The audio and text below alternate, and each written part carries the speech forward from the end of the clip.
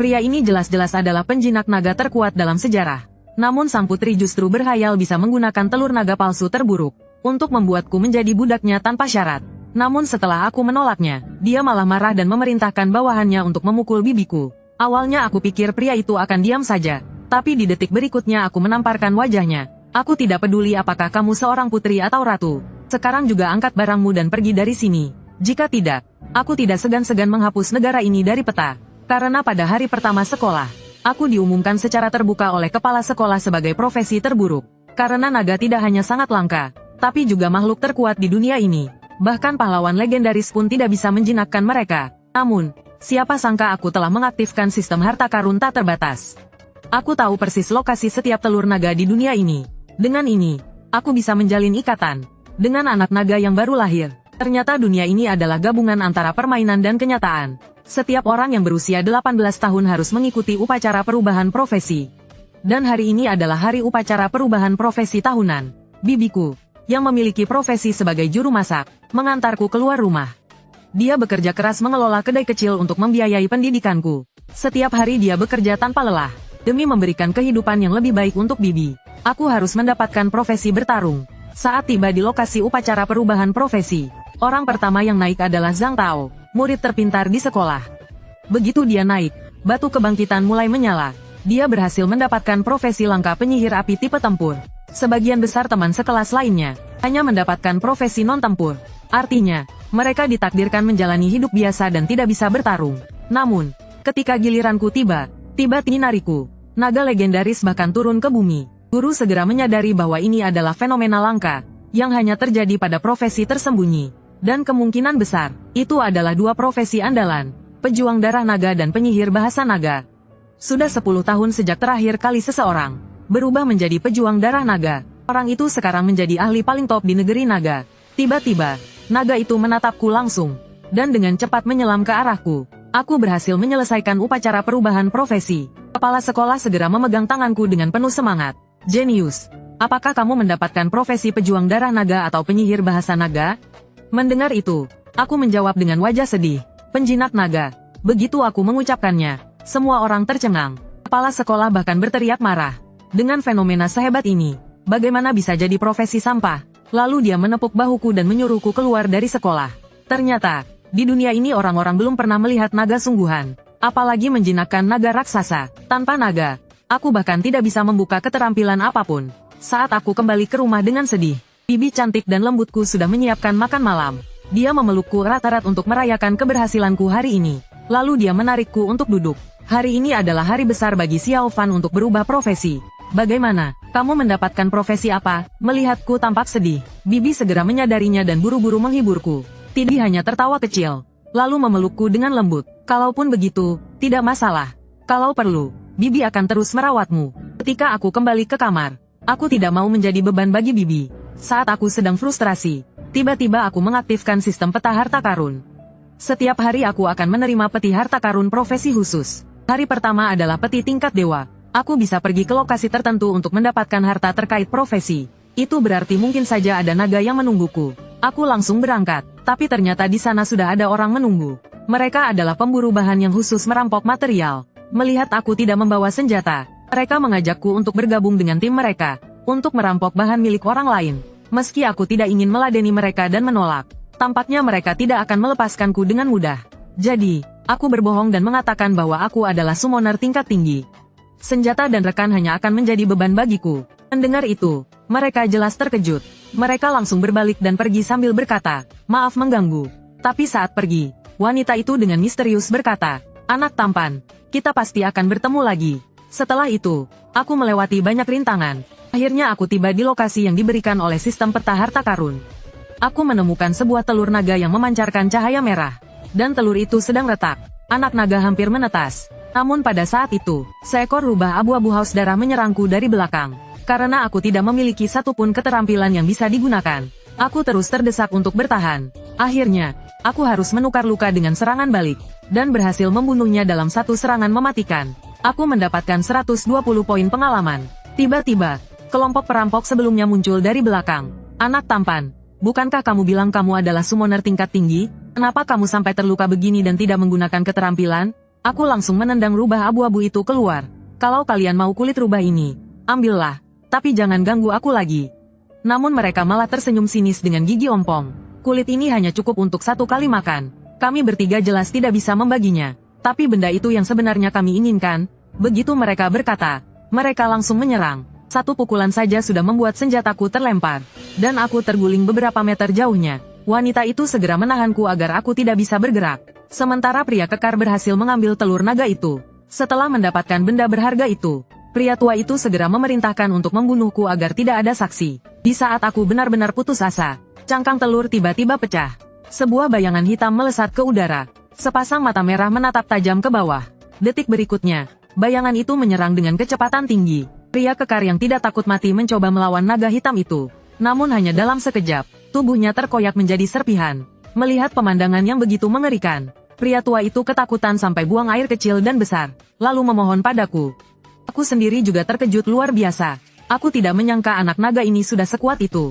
Tidak heran selama ini tidak ada yang pernah melihat naga sungguhan. Karena setiap orang yang melihatnya menjadi mangsanya. Mendengar aku berkata bahwa itu adalah telur naga, wanita itu langsung membeku ketakutan. Aku memanfaatkan kesempatan itu untuk melepaskan diri dari cengkeramannya. Aku berlari menuju anak naga sambil berteriak, teknik penjinak naga. Sekejap, cahaya emas menyelimuti naga kecil itu. Wanita itu terkejut dengan aksiku. Siapa kamu sebenarnya? Karena kamu bertanya dengan tulus, maka aku akan dengan murah hati memberitahumu. Aku adalah penjinak naga yang kalian anggap sampah. Sistem memberitahukan bahwa kontrak dengan naga kecil telah berhasil. Melihat dia adalah seorang wanita, mereka menyuruhku melepaskannya. Namun aku hanya tertawa. Kalian pikir aku ini seperti tokoh utama pria yang baik hati? Pergilah ke neraka menemani teman-temanmu. Setelah menyingkirkan orang terakhir, aku mulai membayangkan jalan menuju kekuatan di masa depan. Naga yang baru lahir saja sudah sekuat ini. Jika meningkat level, pasti akan tak terkalahkan. Saat aku menunggangi naga raksasa dalam pertempuran nanti, pasti keren sekali. Dengan hewan peliharaan yang luar biasa ini, aku harus memberinya nama yang keren. Namun, tiba-tiba dia menjilat lukaku. Tubuhku mulai mengalami perubahan. Detik berikutnya, kekuatan besar tiba-tiba meledak. Dia juga mulai menumbuhkan rambut panjang merah. Akhirnya, naga kecil itu berubah menjadi seorang gadis kecil dengan rambut kuncir kuda hitam. Ternyata dia bisa berubah bentuk antara 2 wujud. Level 10. Dengan kontrak darah, atribut dan keterampilannya bahkan bisa menghancurkan petarung level 20. Selain itu, aku juga bisa menggunakan keterampilan naga. Namun kelemahannya adalah dalam wujud manusia. Gerakannya tetap seperti naga. Karena tubuhnya yang hitam dan muncul di malam hari. Aku memberinya nama Yeye dan kami mulai hidup bersama. Sekarang yang paling penting adalah mencari mangsa untuk mengisi perut Yeye. Namun, tiba-tiba, sekelompok anjing pemburu level 12 menyerang kami. Melihat makanan yang datang sendiri, Yeye langsung terbang dengan bersemangat ke arah mangsa. Dia menarik napas dalam-dalam sambil bersiap, menggunakan lava flame dan langsung membunuh semua anjing pemburu. Level kami pun meningkat dengan sangat cepat. Tanpa melakukan apapun, aku terus naik level. Rasanya sangat menyenangkan, namun, tiba-tiba aku merasakan aura yang menakutkan di dekatku. Ternyata itu adalah singa berkepala 3 level 25. Menghadapi monster seperti ini biasanya memerlukan tim pemburu. Namun, aku sama sekali tidak panik. Aku menyuruh Yeye membantuku menghentikan keterampilannya. Menggunakan serangan Mighty Chas untuk menerjang. Kami mencengkeram kepala singa itu dan menggigitnya dengan gila. Kemudian aku menggunakan Dragon Fang Strike di kepalanya. Singa berkepala 3 level 25 itu langsung kami kalahkan. Aku mendapatkan banyak pengalaman dan naik ke level 14. Sistem juga memberitahu bahwa peta harta karun baru telah dikirim. Aku bertanya-tanya, apakah ini akan menjadi naga lain? Sementara itu, di dataran yang jauh, sebuah tim kecil menemukan lokasi rahasia.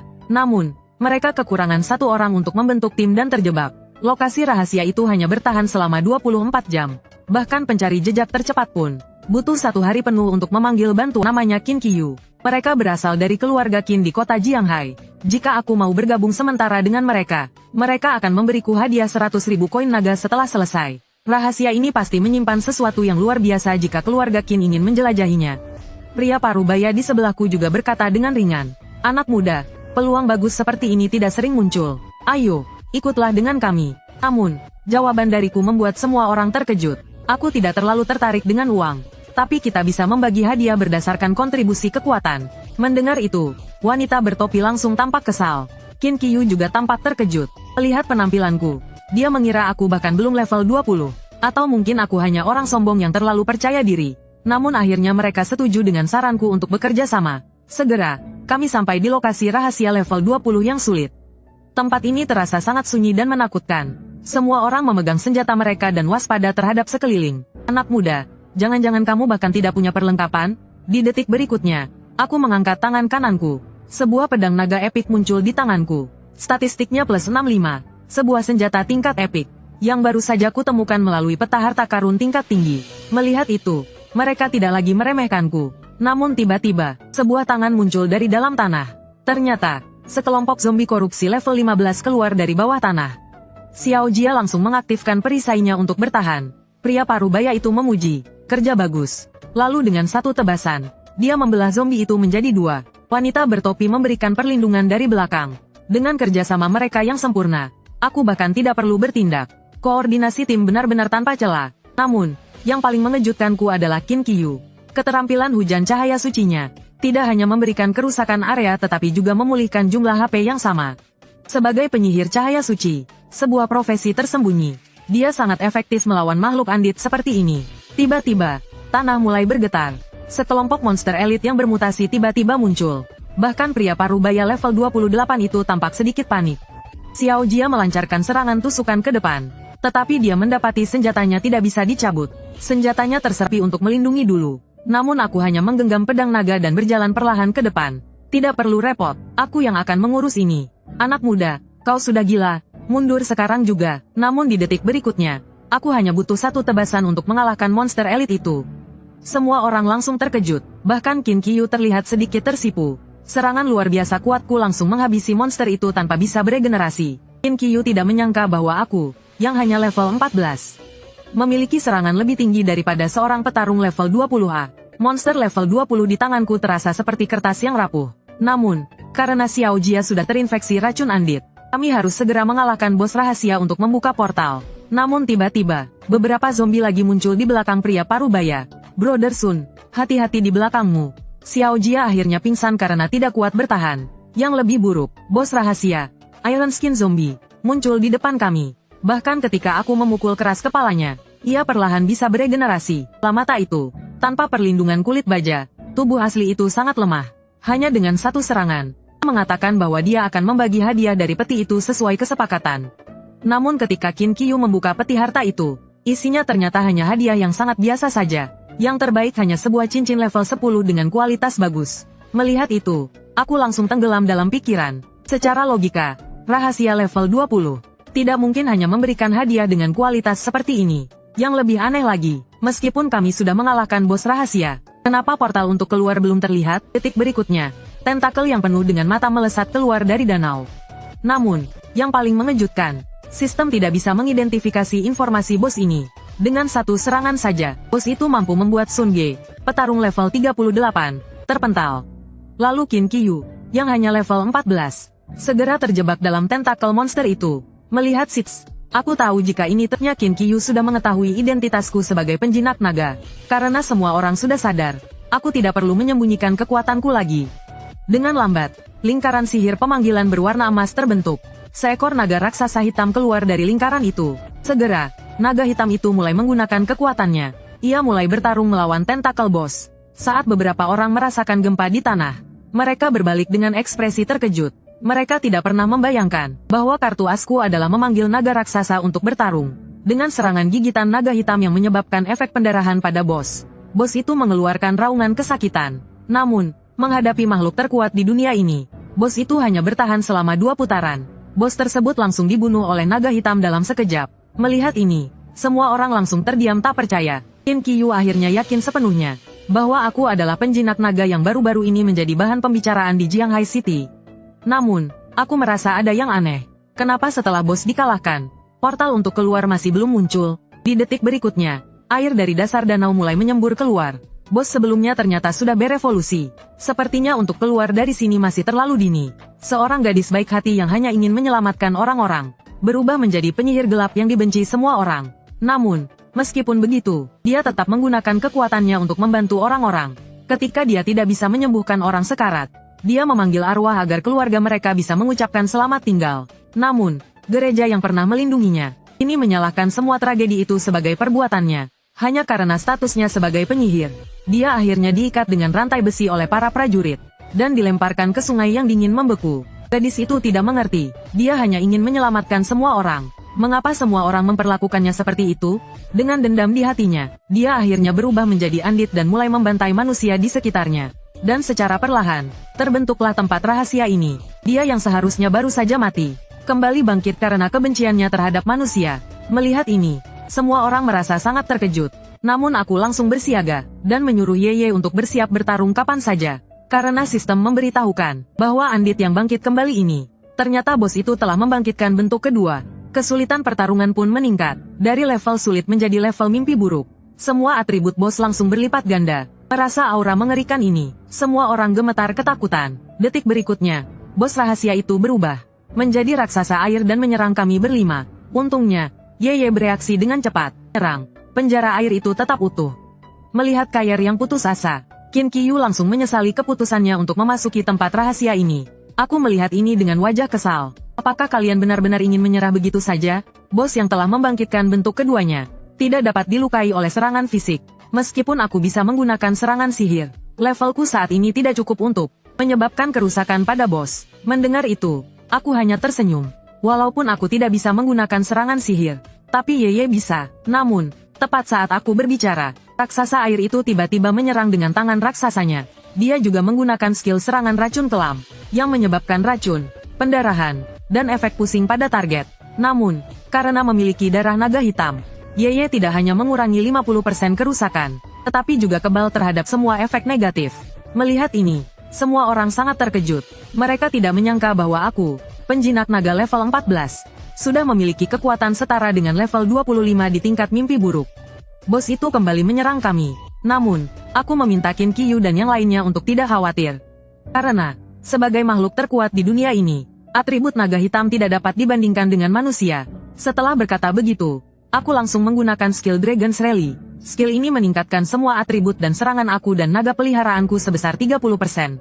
Dengan kilauan cahaya emas yang terang, semua atribut naga hitam langsung melampaui angka ribuan. Selain itu, efek pengurangan kerusakan darah naga hitam sangat luar biasa. Tanpa rasa takut, Yeye langsung menyerang bos rahasia itu. Di bawah komando dariku, Yeye membuka mulutnya dan mengeluarkan lava flame. Skill ini tidak hanya melukai musuh, tetapi juga menyembuhkan dirinya sendiri. Dengan api yang terus-menerus dikeluarkan oleh Yeye, bahkan bos dari raksasa air ini mulai mengeluarkan raungan kesakitan. Semua orang terdiam kebingungan. Awalnya mereka mengira ini akan menjadi pertarungan sengit yang seimbang. Namun, mereka tidak menyangka bahwa ini adalah dominasi penuh dari naga hitam. Di bawah kobaran api lava flame, tubuh raksasa air perlahan-lahan menguap. Beberapa saat kemudian, ia benar-benar lenyap dari dunia ini. Bersamaan dengan jatuhnya bos terakhir, portal keluar dari tempat rahasia ini akhirnya muncul. Levelku meningkat ke level 15. Dan Yeye juga naik ke level 10. Kerja bagus, Yeye. Namun, ketika semua orang berpikir semuanya telah berakhir, sistem tiba-tiba memberi peringatan. Kebencian yang meledak dari bos terakhir akan membangkitkan semua zombie di tempat rahasia ini. Dalam sekejap, ribuan zombie elit muncul dari tanah. Bahkan sebelum Sun Ge dan yang lainnya sempat bereaksi, Yeye sudah menyerang. Di bawah skill lava flame dari Yeye, seluruh area di sekitar dipenuhi lautan api. Melihat ini, Qin Qiyu terkejut. Zombie yang kami bunuh dengan susah payah, dia bisa menghancurkannya dengan begitu mudah. Karena Yeye adalah naga hitam, zombie kecil seperti ini hanyalah mainan baginya.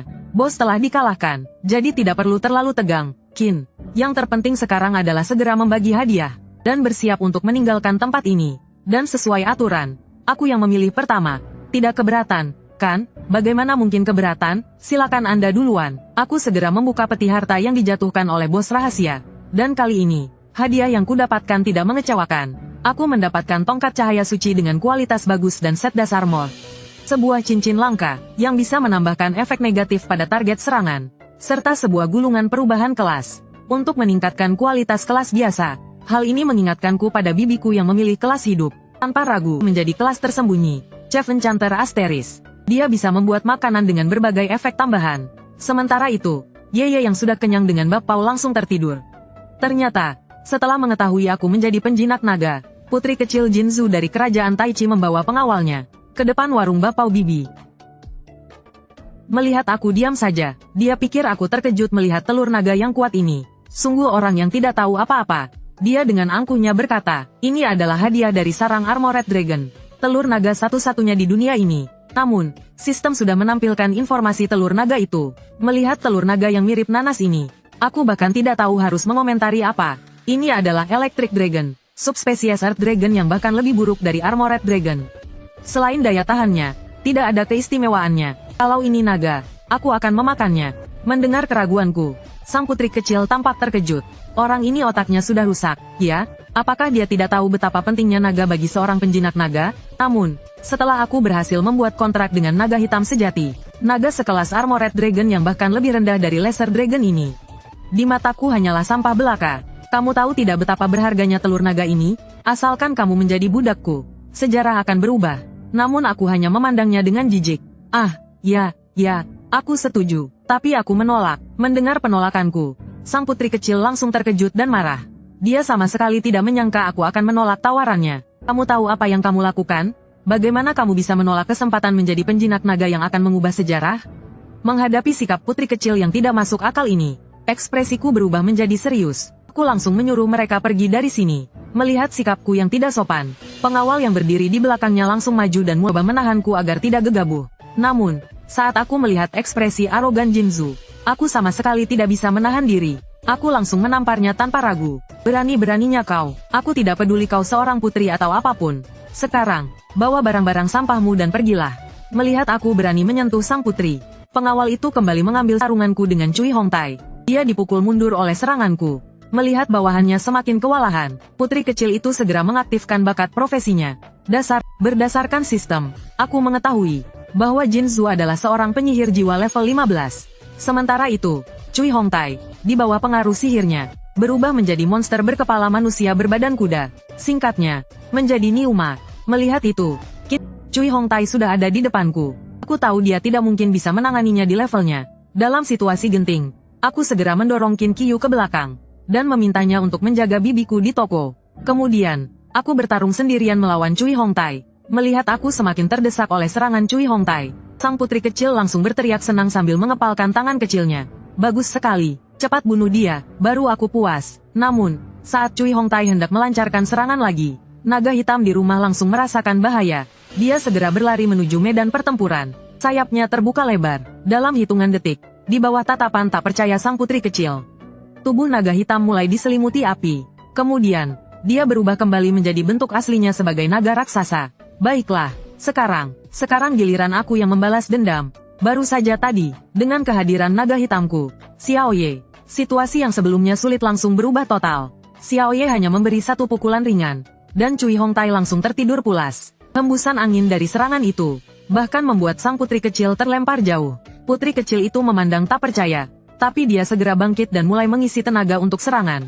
Namun, saat serangan itu hampir selesai diisi, Xiaoye hanya dengan satu raungan berhasil menghentikannya. Kemudian, dengan kekuatan brutal, dia melempar monster centaur ke depan sang putri kecil. Melihat kekuatan menakutkan ini, sang putri kecil akhirnya menyadari bahwa ini adalah seekor naga. Tak disangka, selain telur naga keluarga Jin, ternyata masih ada naga lain yang eksis. Belum sempat dia keluar dari keterkejutannya, aku sudah berdiri di hadapannya, merasa aura pembunuhanku yang kuat. Sang putri kecil langsung ketakutan. Jangan mendekat, kau tahu tindakanmu ini artinya melawan kerajaan Taiki? Kalaupun kau berlutut meminta maaf sekarang, aku tetap akan menyuruh orang tuaku membunuh seluruh keluargamu. Mendengar ancamannya, aku hanya tersenyum dingin. Putri Jinzu, kau mengancamku? Sepertinya kau belum memahami situasinya. Aku tidak peduli siapa orang tuamu, siapapun yang menyakiti keluargaku, bahkan jika itu dewa, aku akan membalasnya 2 kali lipat. Saat aku hendak membunuhnya, tiba-tiba seorang pria tua memintaku untuk berhenti. Namun, Xiaoye segera mengarahkan serangannya pada pria tua itu. Untungnya, aku segera menghentikan Xiaoye, dan ayunan pedangnya hanya berhasil mematahkan tongkat sihir pria itu. Pria tua itu mendarat dengan selamat. Melihat keributan itu sudah menarik perhatian warga, pria tua itu menyarankan agar aku menyimpan nagaku. Qin Qiyu pun setuju. Lu Fan, ikuti saja saran ayahku. Tolong percayalah pada kami. Demi menghormati Qin Qiyu, aku memutuskan untuk sementara waktu menyimpan Xiaoye. Qin Qiyu kemudian menarikku ke samping dan meminta ayahnya menangani masalah ini. Setelah mengirim sang putri kecil ke rumah sakit, Qin Sanhai akhirnya memahami situasi sepenuhnya. Dia tidak bisa menahan diri dan mulai bercanda padaku. Pertama kali bertemu, langsung memberiku masalah. Benar-benar luar biasa, Lu Fan. Mendengarnya, aku segera menyampaikan permintaan maafku. Maafkan saya, Tuan Qin, telah merepotkan Anda. Tapi saya tidak merasa ini adalah kesalahan saya. Melihat situasi yang tampaknya semakin rumit, Bibi sangat khawatir jika aku akan dihukum karena ini. Dia cepat bertanya pada Qin Sanhai bagaimana cara menyelesaikan masalah ini. Mendengar itu, Qin Sanhai terlihat serius. Dia mengatakan bahwa keluarga Jin memiliki kekuatan yang besar. Mereka memiliki banyak pengaruh di kalangan pejabat tinggi Taiki. Tapi, meskipun mereka punya kekuasaan besar, jika dia berani datang lagi, saya tidak akan membiarkannya begitu saja. Mendengar itu, Qin Sanhai mengatakan bahwa dia sangat mengagumi saya. Dia memiliki cara untuk membuat saya keluar tanpa cedera. Namun, itu tidak bisa dilakukan hanya dengan dia. Ada satu syarat yang harus saya penuhi. Itulah, saya harus menjadi juara Provinsi Selatan di ujian besar. Dia akan membantu saya menunda Putri Jinzu sampai saya selesai mengikuti ujian besar. Mendengar ini, Qin Qiyu tidak bisa tidak berkata, itu bukan hal yang mudah. Perlu diketahui, ada banyak siswa berprestasi di Provinsi Selatan. Namun Qin Sanhai mengatakan bahwa hanya jika saya mengalahkan mereka semua dan mendapatkan gelar juara, dia bisa membantu saya, agar tidak membuat Bibi terlibat. Saya langsung menyetujuinya. Sementara itu, di sisi lain, putri kecil di rumah sakit masih tidak tenang. Dia terus menghubungi kekuatan keluarga untuk memastikan bahwa mereka akan memastikan aku tidak akan bisa hidup. Keesokan harinya, saya kembali ke sekolah untuk mengikuti ujian besar. Teman-teman sekelas terkejut melihat kedatanganku. Mereka mulai mengejek saya. Melihat sampah ini, pikirnya dia pulang untuk jualan bakpao. Saya malas untuk menanggapi mereka. Tunggu saja, nanti kita lihat siapa yang akan dipermalukan. Saya mengumumkan, ujian besar Provinsi Selatan dimulai sekarang.